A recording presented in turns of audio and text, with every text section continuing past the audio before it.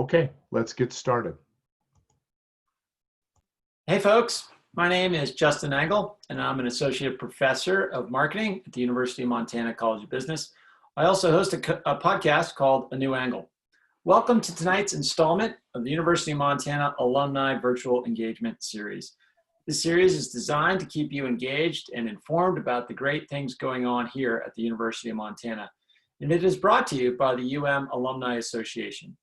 We are using the Zoom webinar system, so please use the Q&A feature on the menu bar at the bottom of your screen to ask a question at any time. I will ask your questions after our guest's presentation.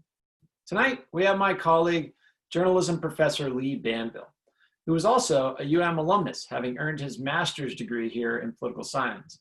Before that, Lee worked for 14 years in Washington, D.C. for the PBS NewsHour, and joined the faculty of the University of Montana School of Journalism in 2009. Since 2012, Lee, along with Professor Dennis Swibold, have taught a course called Covering Elections at the J School. Their student reporters have covered President Trump, statewide elections and ballot initiatives, and have previewed Montana legislative sessions. Lee is also the author of 2 books. He wrote Debating Our Destiny to accompany a documentary on presidential debates featuring most of the candidates participating since 1976, as well as a 2-volume encyclopedia covering American politics in the 21st century, an encyclopedia of news media titans, trends, and controversies. That work was published in January 2017. Welcome, Lee. Thanks for being with us tonight. Thanks for having me. And if anyone does happen to buy the 2-volume encyclopedia, I'd be happy to sign it. Just send it to me. It's definitely worth. No, it's not, but it's fine. Thank you for having me, and thanks to the Alumni Association for putting this on. My wife and fellow professor, Joel Banville, gets very sick of me talking about politics, and so I'm just very excited to be able to nerd out on politics for the next hour and talk about what's been going on here in the state of Montana. I'm going to do a really brief presentation, but I really want to kind of more get into the questions that people have because I think they tend to be more interesting than the stuff I thought of before this seminar started. But I did want to kind of go through a couple of the big things that have occurred, really looking back at the primary, right? So on June 2nd, let's just start with the big picture. And the big picture is actually pretty impressive. So on June 2nd, or in the month leading up to June 2nd, some 382,000 Montanans cast their ballots in the primary. And for a little bit of context, that's almost 100,000 votes more than the record that was previously set in 2016. It's kind of a stunning number. It represents 55% of registered voters. It actually represents, and I haven't quite figured out why there's a discrepancy here, 65% of all the mail-in ballots that were sent out to people were returned. And so what we saw was really historic turnout. And what that means is a couple things. One is probably Montanans have never been more engaged earlier in the process than they have been this year. And I think that means a couple things. One is, oftentimes when political reporters and political analysts are trying to figure out how the electorate is feeling, we try to kind of dissect who votes and who seems to have momentum, and is there, oftentimes what happens in elections is it has less to do with, these magical swing voters that vote one year one way and the next year another way. What actually tends to happen a lot more is we see that one year, one party is kind of depressed and they don't show up, and the other party is more engaged and ready to kind of tackle the issues and are fired up to get out there and vote. And so the primaries are oftentimes a way to kind of take the temperature of both parties and see what's going on in the minds of the voters who tend to be Republican or tend to be Democrat or frankly tend to be Green Party this year. So I want to tick through really quickly what we kind of saw on both sides, and I'll start with the GOP. And June 2nd was a pretty good year, or a pretty good night for the GOP. They saw kind of a stunning turnout in their gubernatorial vote.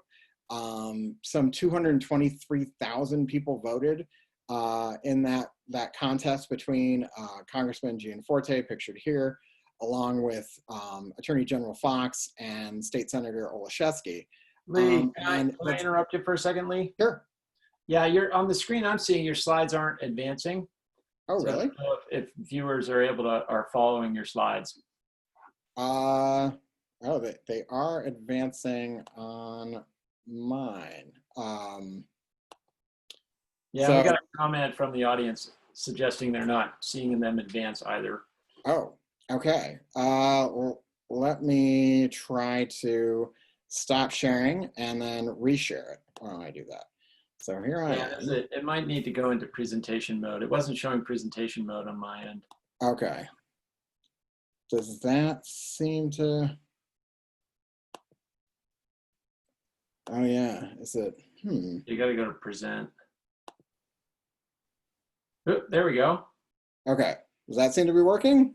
Yeah, we got the good signs for the GOP is what I'm seeing. Okay. All right.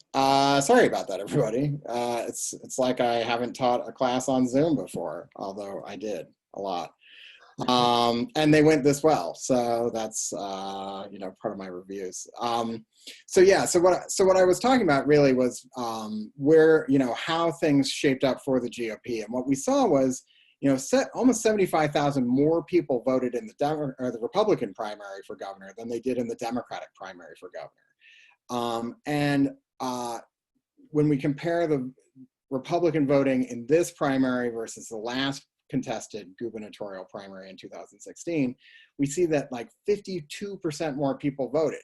So that indicates that there's a level of excitement on the GOP side that people wanted to participate in this gubernatorial primary, and 223,000 people voting is actually pretty typical for an entire primary, not just one party's vote.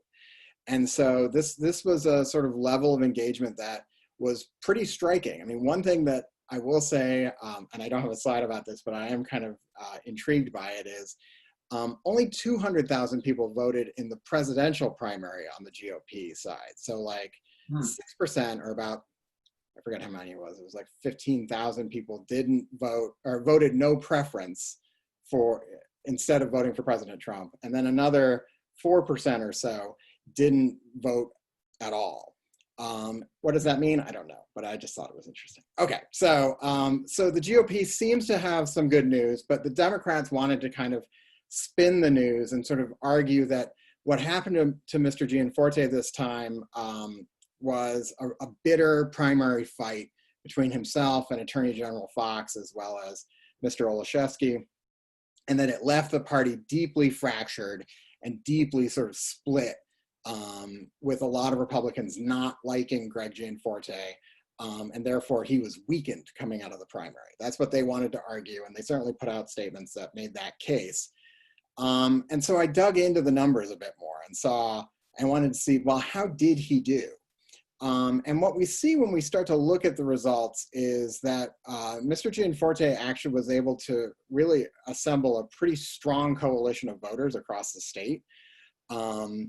And although there is still senior members and sort of veteran Republicans who express some concern, oftentimes very veiled, about Mr. Gianforte, he still, with the voters, clearly resonated in a way that turned into an election victory.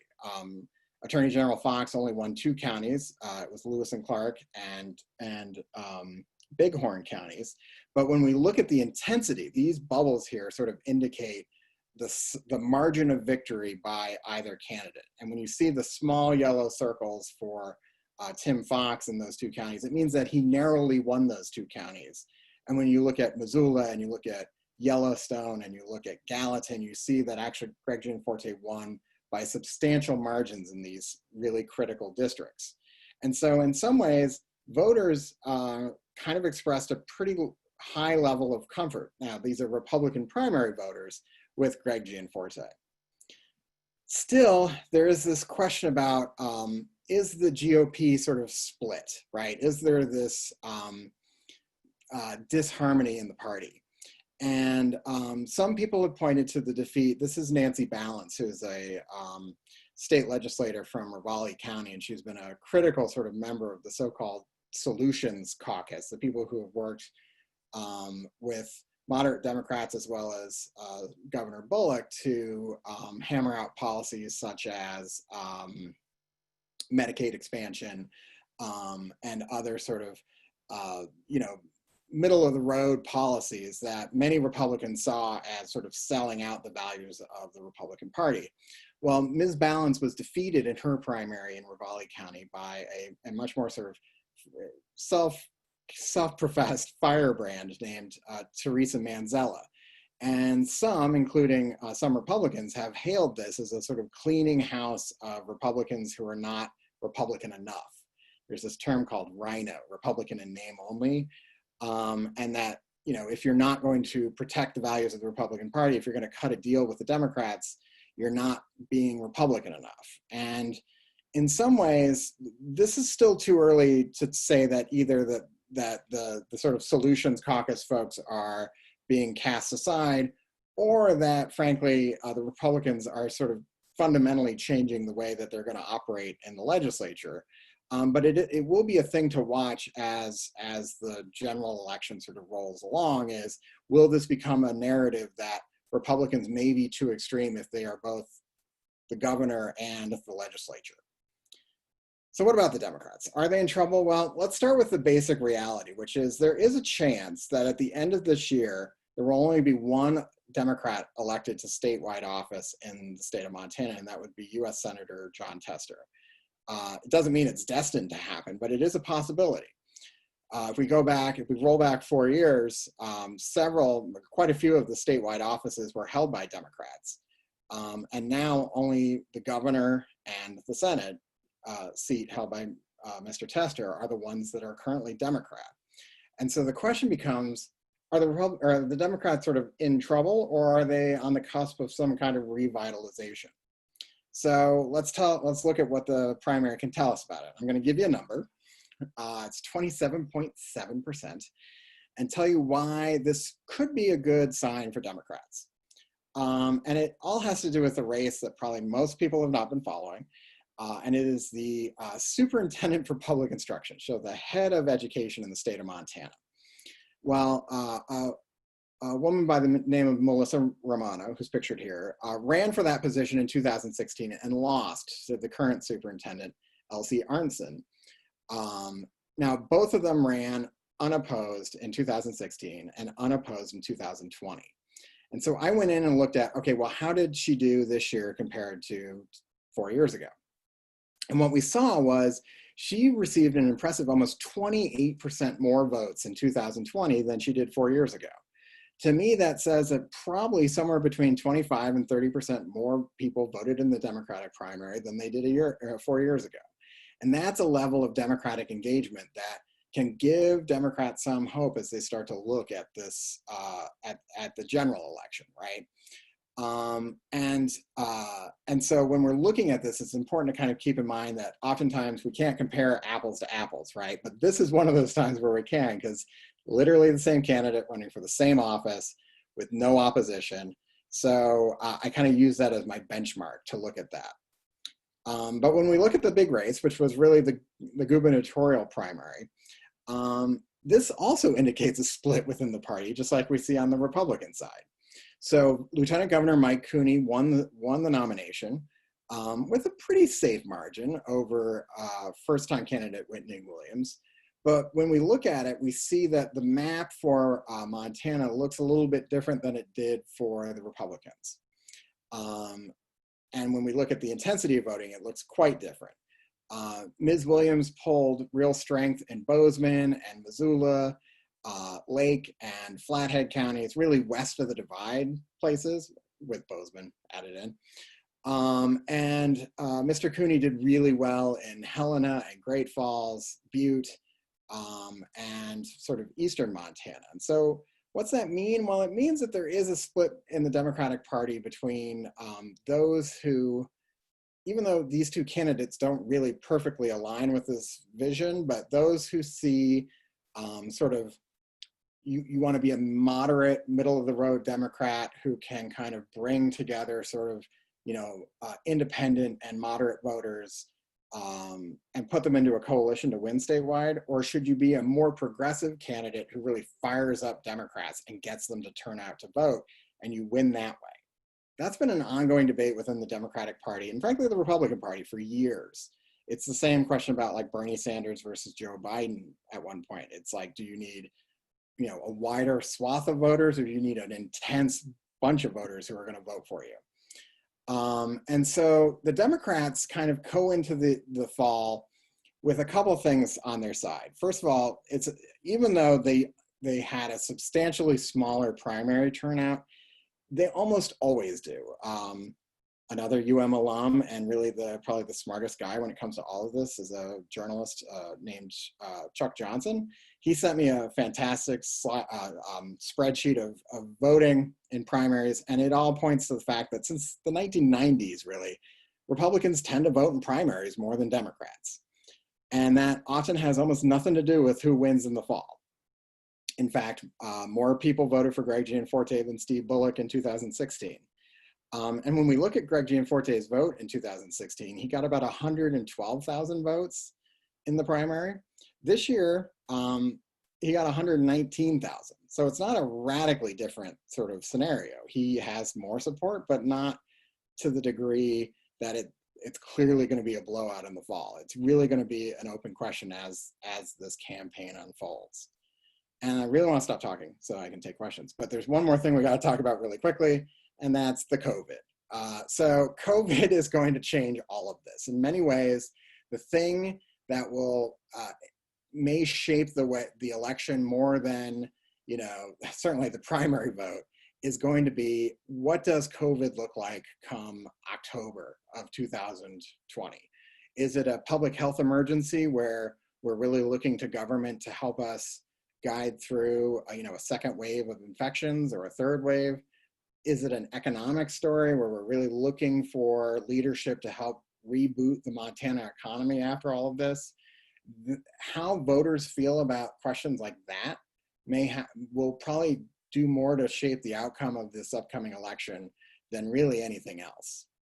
And so with that, I know you probably have a bunch of questions. And so I just want to stop and say thanks. And then I will stop sharing my screen and let Justin run the show. Sure, thanks, Lee. We had a couple questions come in about kind of the crossover vote in the primary. Sure. Specifically, could some of the Republican turnout be attributed to Democrats voting in the Republican primary? You got any insight on that? So it is certainly a possibility, right? So for those of you who aren't in Montana right now, you might not know, but it was an all mail-in primary. And when you got your ballot, you actually got 3 ballots. You got the Democratic primary, the Republican primary, and the Green Party primary. And so, if you're a Democrat and you wanted to participate in the Republican primary, you could do it. It was super easy. And vice versa, if you wanted to participate in the Democratic primary. It is possible that there is a turnover vote or, crossover vote. But what I think the results really show is if it happened, it didn't happen in a very large degree because, the results really did seem to parallel what most people were expecting. And I think if there had been a massive amount of crossover voting, you would see more aberrations in places like, let's say if Democrats really wanted to mess with this and go vote for Attorney General Fox or Senator Olszewski, you would have seen a stronger turnout in places where there are lots of Democrats, like Missoula. And Mr. Gianforte cruised in Missoula just like he cruised in Yellowstone. Sure. So one question we have that came in previously is about George Floyd and the associated demonstrations. Those are sort of in the interim since these results. You talk about how you think these recent developments could influence the national and the Montana races. So the Black Lives Matter movement, the sort of national reaction to that story, as well as local reactions around Montana, it's too early to tell how it will affect voting in a few months. I do think that unrest like that can really cut a couple different ways. sometimes what you see is what Richard Nixon used to refer to as the silent majority of people who are just like a little bit frightened of unrest and they want stability, and so they vote for stability. And so you may see some of that. I mean, you know, I do, but the widespread nature of the support for the protests thus far, and frankly the peaceful nature of the protests here in Montana may limit that. It's really too early to tell, but I do think you'll start to see, you know, if the protests continue on or if policies start to change in a substantial way and people get either very supportive of the directions being made by political leaders or very uneasy by what the political leaders are doing, you could see a reaction by voters one way or the other. Super. Live question coming in from William Roth. He asks, will the budget be a big campaign issue? I'm not sure if he is asking about the state budget or the federal budget, but both. I bet it's the state budget. So the fact of the matter is there's a widespread expectation that given the economic body blows that Montana has taken in the last couple months, and will likely get a couple more, there's a strong possibility we're not going to have any money. Right, that the budget is going to be much smaller than it has been in the last couple cycles. Thus far, Governor Bullock has said that the sort of rainy day fund they have is still pretty good and pretty stable, and a lot of our local stuff like schools and such rely on property taxes, which are less impacted by some of this stuff, or at least slower to be impacted.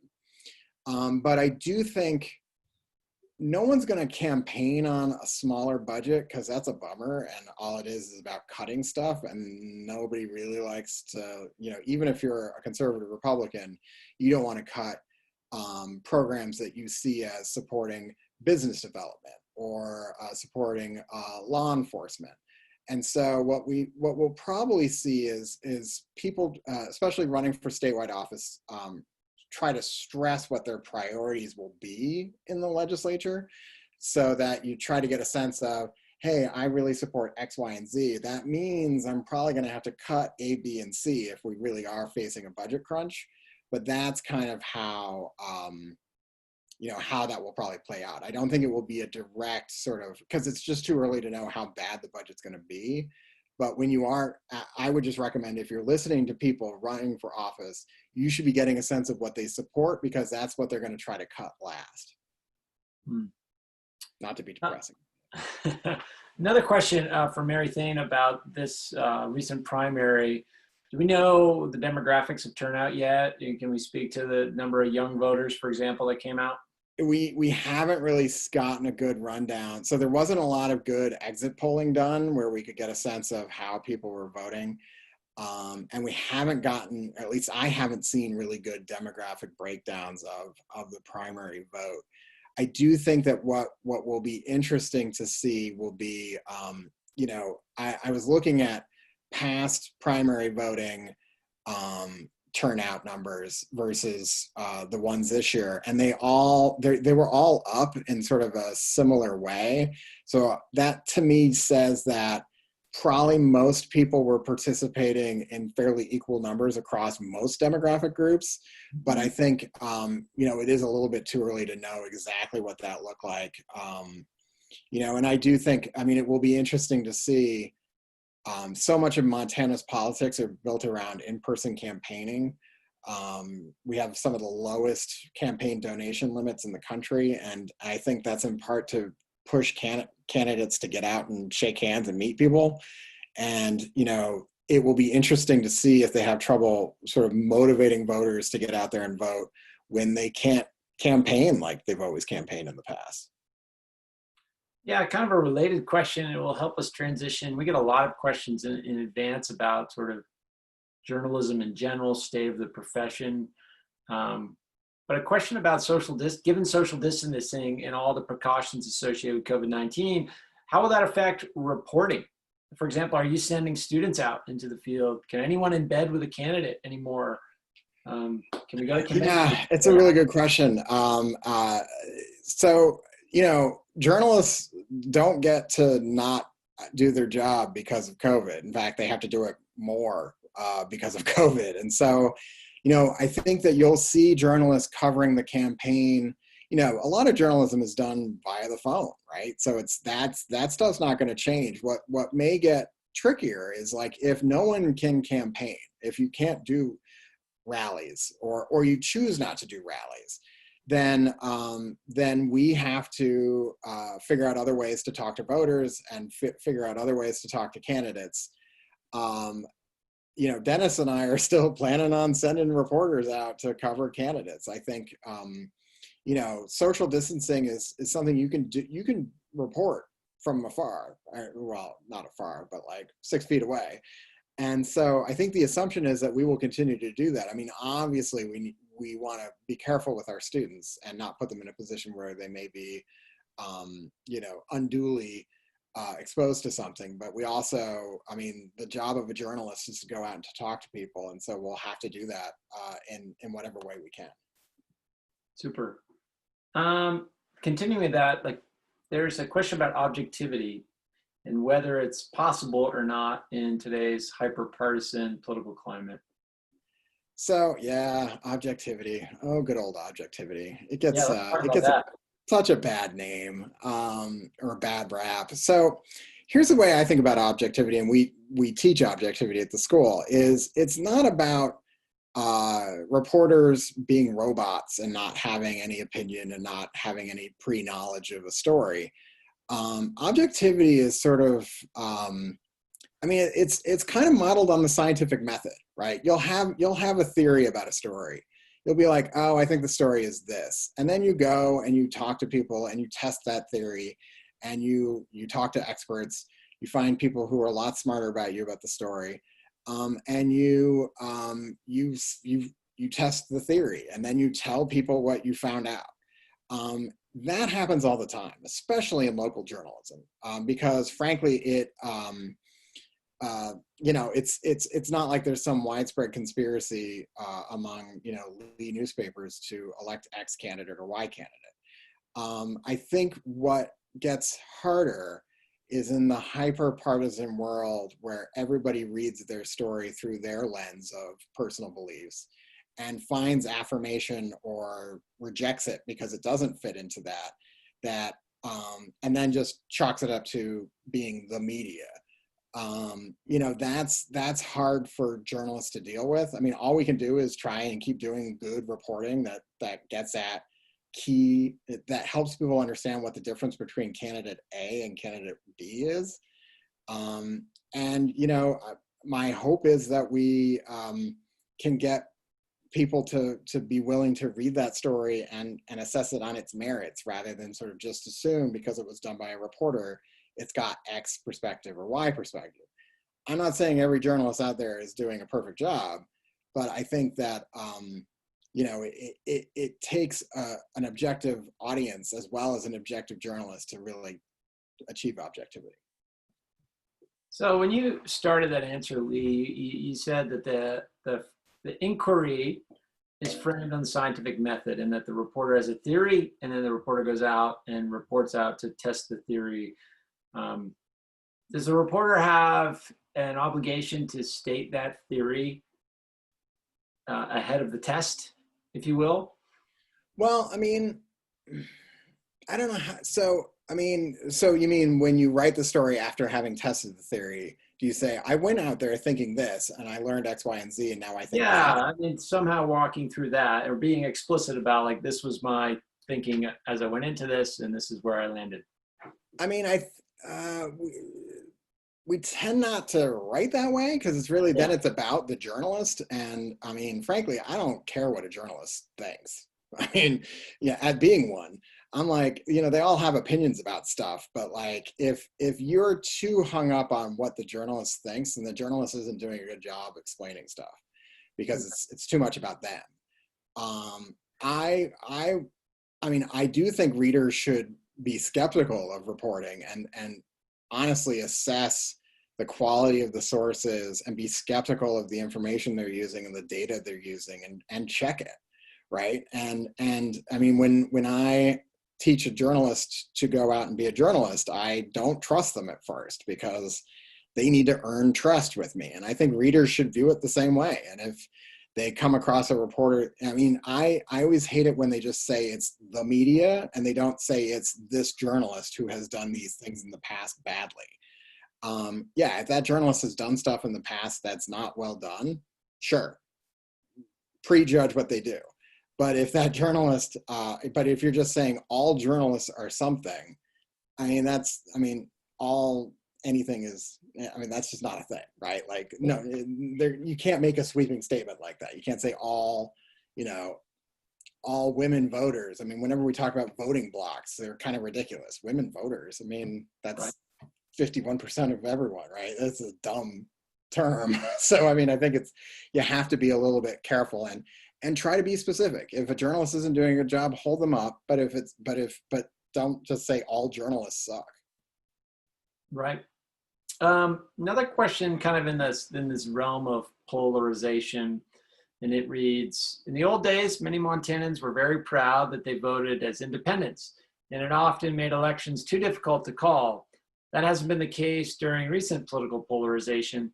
Do you think this might be a year when Montanans meet in the middle? And as a follow-up, are there any candidates for us to find in the middle?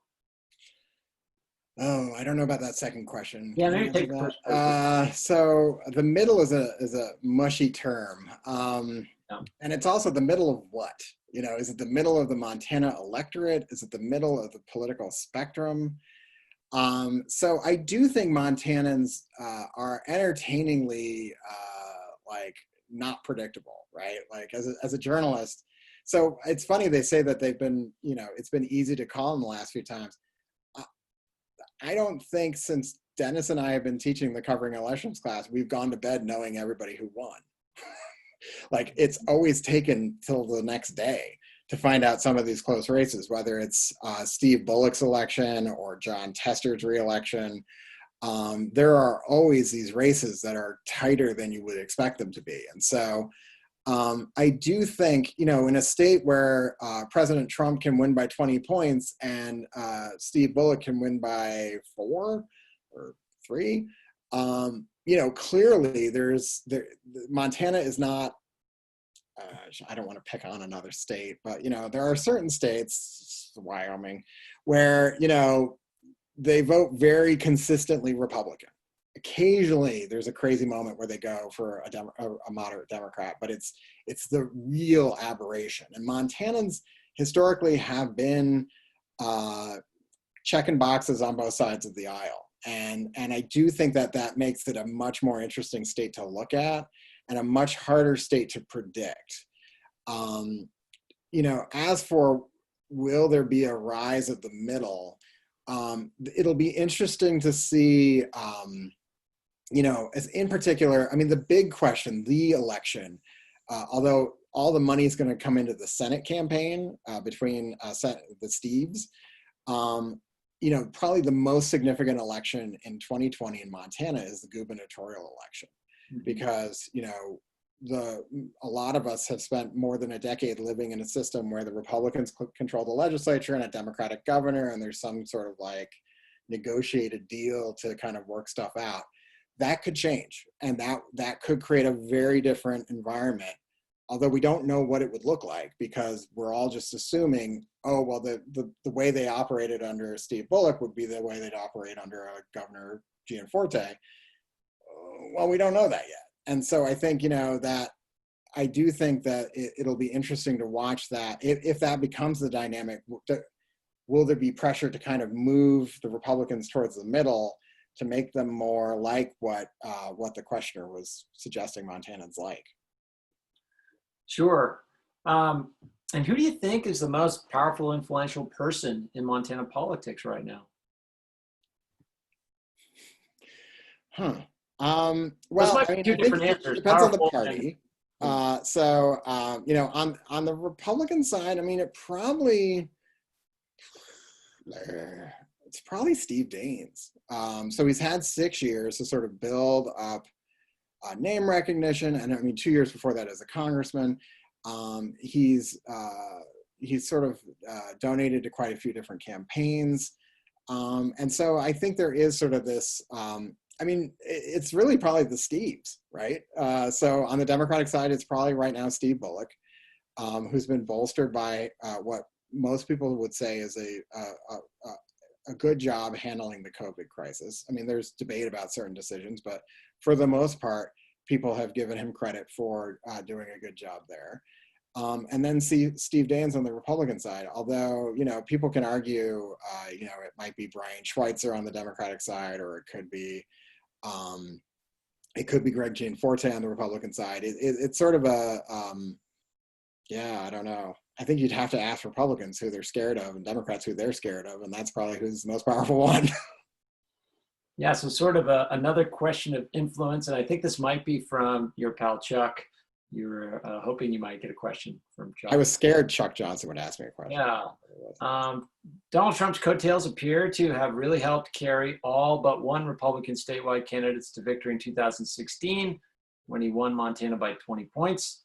The job approval in Montana in the last poll we've seen about a month ago was down to 52%. Is he an asset or a liability for statewide Republican candidates in 2020? Chuck, why are you asking me questions like that? Okay, so, you know, I don't know. But let me say this. When Greg Gianforte ran for Congress in 2018, almost every answer he gave involved his connection and closeness to Donald Trump, right? He was on the plane with Donald Trump. He talked with Donald Trump. He's there making decisions with Donald Trump. In his run for governor, I cannot really think of any big communication that has been about Donald Trump. It's been about Greg Gianforte and what kind of governor he would be. And so, you know, I don't think that's a direct rejection of the president in any way, but I do think what it is I'm running for a different office, and that office is not about who's president. It's about who's going to be governor. And so, you know, I do think that the coattails question is an interesting one, because I think that presidential elections bring out more people to vote. And there's always this ongoing debate about, well, if more people vote, does that help Democrats or Republicans? And there is nationwide an assumption that more people voting helps Democrats. And yet we look at the primary and we see that more people voting in the primary, more people voted in the Republican primary. Like, they saw a higher increase. That same number, that 28% I gave you for Melissa Romano, for Elsie Arntzen, who is in the same situation, she was up 37%, right? So like, lots more Republicans voted. I think that they're probably not going to run on the coattails as much of Donald Trump. But I do think that they're going to try, and I mean, they spent a lot of time trying to build the case for why a Republican-led legislature and a Republican governor will be a good thing for Montana. And that's probably what they're going to stress, at least for the statewide races. I think the congressional races, you know, I definitely think Matt Rosendale will continue to stress his connections with Donald Trump. I think Steve Daines will do it to a certain extent, but I think he'll also stress his independence. And so we'll really have to see, you know, will it be coattails that help the Republicans, or will they kind of run on their own? Yeah, I think there's a lot yet to be seen with how that messaging emerges. Yeah, well, I mean, the age-old answer is time will tell. The worst, you know, end to every journalist story ever. Time will tell. So speaking of journalism, another question kind of about, you know, there's been a lot of national condemnation of the fake news. And, you know, one of the questioners asserts that the administration has probably done more damage to the free press than any other in history. I mean, the relationship has been adversarial. Has it become harder to convince, or maybe easier to convince, J-school students that they should cover politics? That's a good question. So it's interesting. A lot of journalists go into journalism because they want to tell people stories, right? It's less of a, I mean, there's always been a strand, and there continues to be a strand of journalists who are super into politics as a process and as a human drama. I mean, I am one of those journalists who find it fascinating, just like kind of the way that people behave and the way they vote, and these, choosing their leaders. It's and trying to do that well and trying to give them good information. I mean, there's always a strand of journalists who really resonate with this idea of holding power accountable and helping voters make good decisions. And that continues to be a strong strand of journalists. I mean, every year we send 3 seniors, usually seniors, to the legislature to live in Helena for the semester and just cover the legislature every day. And it's amazing, because I mean, when I was a student journalist, I mean, there was nothing like that. I mean, that's a crazy good opportunity. And every one of those journalists have gone on to be journalists in other organizations around the state. I mean, I can point to a whole bunch of them, and not just around the state, around the country. And I think for journalists who want to go into it for that mission-based, inform the electorate, make people smarter, politics is the most important thing to do. There are also people who want to go into it because they think it's fun, and it's sort of like almost like covering sports. And there is an element of that. But I think that, you really need to have that sort of core mission idea. And if you do, it's really not hard to get students to kind of resonate with the importance of making sure people have the information they need to make the decision. It doesn't always mean that they're going to listen to you, right? I mean, you can't make people vote based on information. But you can make sure that you did your damnedest to make sure that when they pull that lever, they don't do that anymore. When they fill in the box, that's not as dramatic sounding though. They have the information that you could provide to them to choose the right person in their view. Question from Colin Wilson about the census. If we pull off the census and if we pick up another congressional seat, how do you see that playing out? And then who do you see from the Republicans and Democrats kind of positioning for it? So right before this started, I was like, the one thing that could change all of this is if there's a second congressional seat in the state of Montana. There's a strong possibility that we will pick up another seat come the 2020 census, whenever that is finished. I mean, we're really close. We are by far the largest single district in the country in terms of population. And so I think that, if we pick up a district, we first have to go through the incredibly painful process of carving that district out of the state of Montana. So there were 2 districts in the past. Pat Williams was the last Democrat to represent, Montana in Congress. And he represented a district that was sort of the western part of the state. It will be interesting to see what that district looks like. I think that, obviously on the Democratic side, probably the most natural person is the one running for the congressional seat right now. Kathleen Williams has ran a really effective campaign 2 years ago. She got more votes than the highest percentage of votes of any Democrat since Nancy Keenan in the 90s.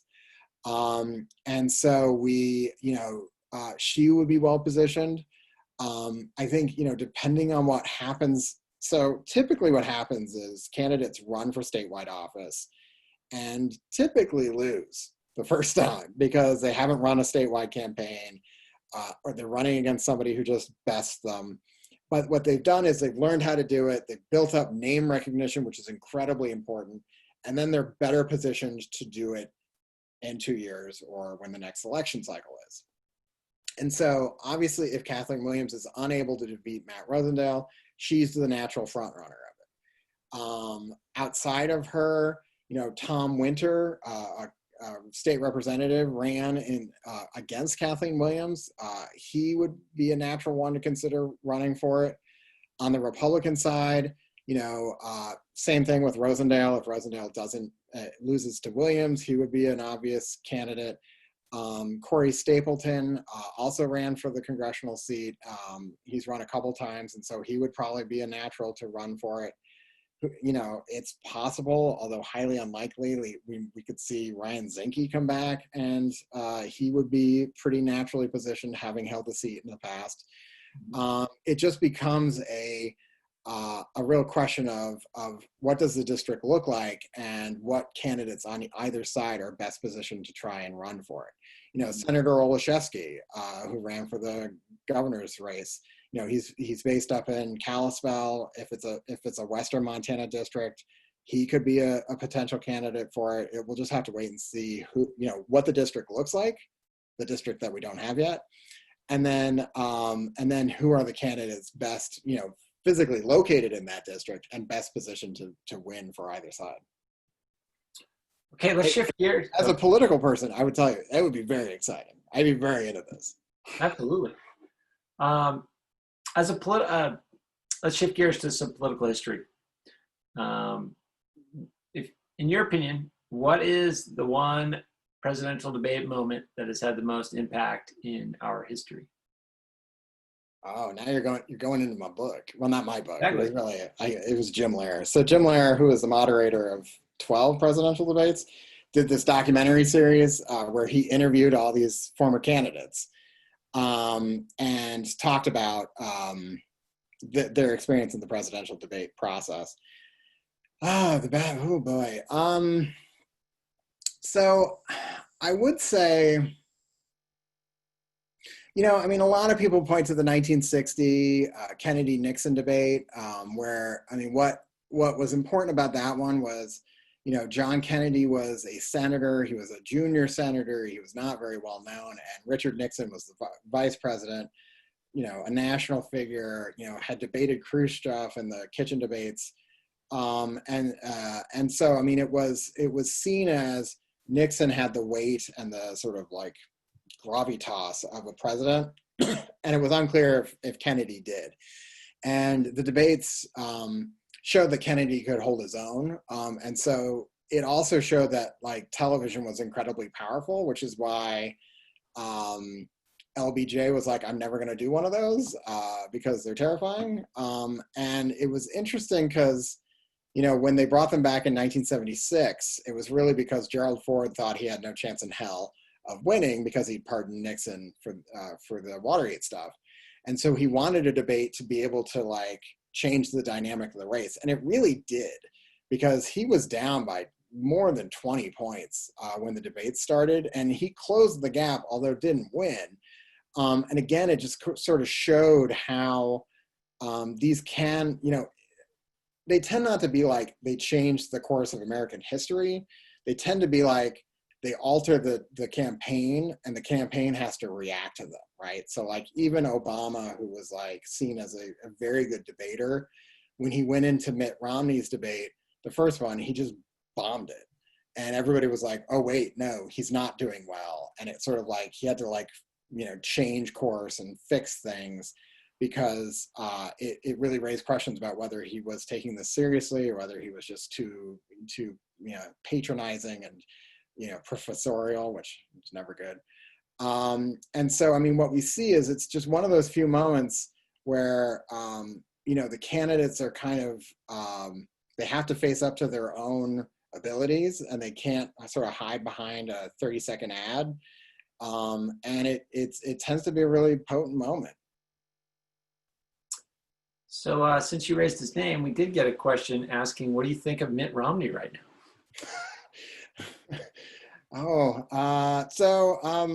God, he's got such great hair.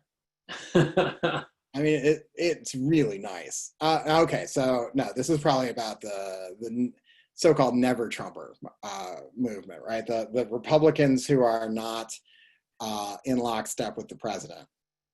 And I would actually point everyone to a colleague of ours, Robert Saldin, has just written co-written a really interesting book about this question of like what happens to Republicans who are opposed to the president.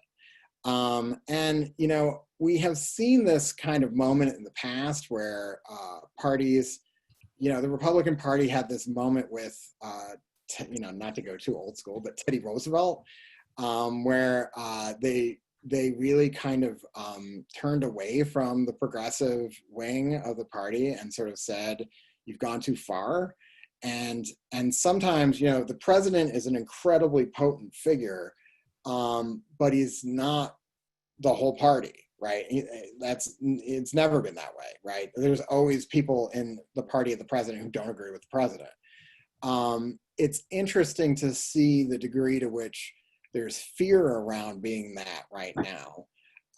And what's interesting is at some point, whether it's in whatever, I can't count the months till January, whether it's 2021 or 2025, at some point, Donald Trump will not be the president of the United States, and he will not be the head of the Republican Party. The question is, what does the Republican Party do at that point? Are they kind of still in the mold of Donald Trump, or will they evolve?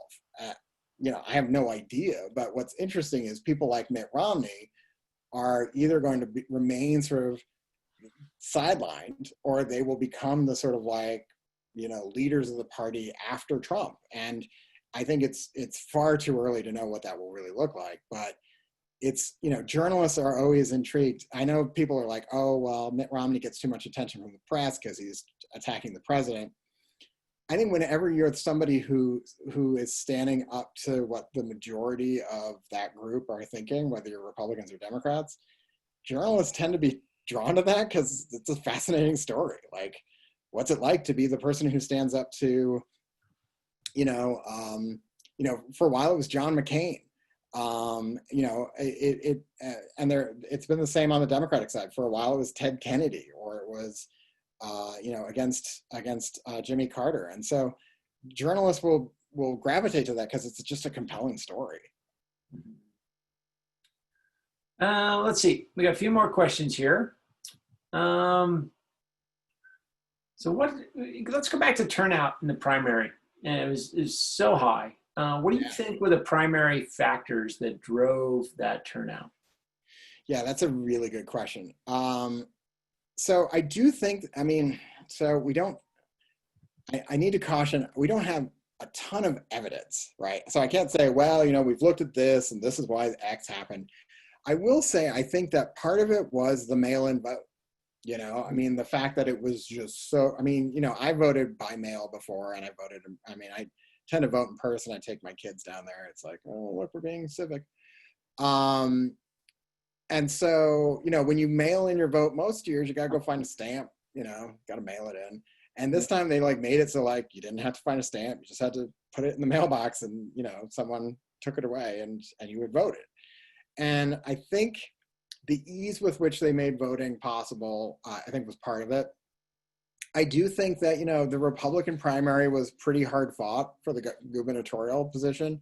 And so, I think that, and frankly, part of the reason why I think turnout was so much higher on the Republican side was there were a bunch of contested primaries. When you look at the Secretary of State race, there were so many candidates. I think there were 7. And that fuels, mailers and social media ads and phone calls. And so all of that helps get people thinking about the election and participating in the election. I also think, and this is completely just me thinking this, is we were all stuck at home.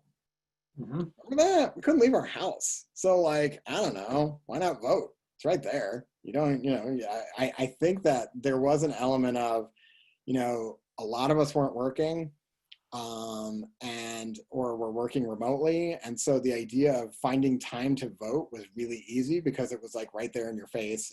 And it didn't really take much of an effort to participate. And so that combined with, intense gubernatorial races on both sides, and I actually think the thing that I don't know if we know yet is, has the pandemic changed the way people think about government a little? Because it's one thing to think about, oh, well, the governor is important. Well, the governor is telling me whether I can leave my house, right? The governor is telling me, is my kid going to go to school? That kind of brings home the role of government in a way that I don't think we've seen in a while. And so it may have, again, I might be blowing smoke. I'm not 100% sure about any of this, But I do think it may get people thinking about like, well, what kind of person do I want running that government or running some role in that government when that government has as much authority as it clearly, kind of does. And I wonder too, Lee, and maybe you know some history on this, like it would seem like, or my hypothesis is that we're living through a moment where people are more engaged in the news, whether through having more time or just the craziness of the news cycle, or that the public information about COVID-19, you kind of have to be up to date. Could that influence turnout? Like, have there been other times where, is there a relationship between news engagement and turnout? So it's funny. I forget when I looked this up, but it was one of these things where I was like, has there been a time as nuts as this, Right. where it's so much crazy stuff, right? Like, it's not just oh, well, we're really partisan right now. It's like, no. It's like we're facing, a global pandemic, and we're facing civil unrest at home, and we're facing an economic potential collapse, and it's all at the same time, right? And the only thing I could find, because I did some digging around this, was of course 1918. No, I mean, I don't know if that's of course, but that's what I found. And I mean, the Spanish flu, World War I, economic turmoil. And what's interesting is turnout went up a lot that year. And what was interesting about it was it not only went up, but it was angry.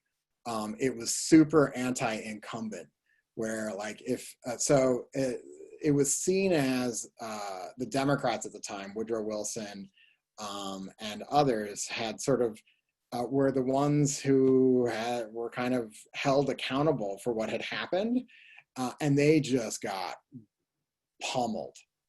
And so, it's interesting. I haven't seen that level of anti-incumbency. I don't think, just because you were in power when COVID-19 came out, that you're going to be held responsible for the economic turmoil. Like, are people going to blame Steve Bullock for shutting down restaurants and people losing their jobs from the service industry or the retail industry? It's too early to tell. Time will tell.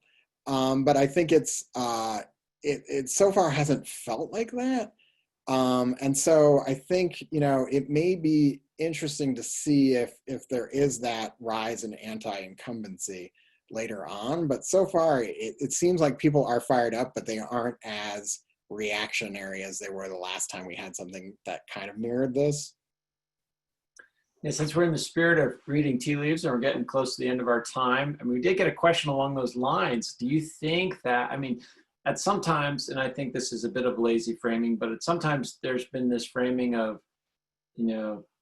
health safety versus the economy. Yeah. So as we move forward, do you think that more aggressive movement toward reopening the economy will be rewarded, or will it be a cost to a leader? So it's interesting, when you look at other states, you look at Texas, you look at, Florida, and they are seeing real resurgence of the virus, right? And you look at places like New York, where, it was horrendous. And they shut everything down, and now they haven't moved past it, but it is kind of following the trend we've seen in Europe, where it just peaks, it's really bad, and then it comes down. And what we're seeing in a lot of states is it kind of peaked lower, and it's kind of hanging in there. I think it's a really good question, because will we look back and say it was a mistake to reopen in the order that we did it? Or will we look back and say, this was about right, and we're kind of handling it as best we can? Or are we going to look back at it and say it was too conservative, and it cost us all of the, the tourism dollars that would normally be coming to the state this time of year are being dried up by an overly cautious government? I think, I do think that's going to be the narrative that's going to be the big debate. Especially in the governor's race. I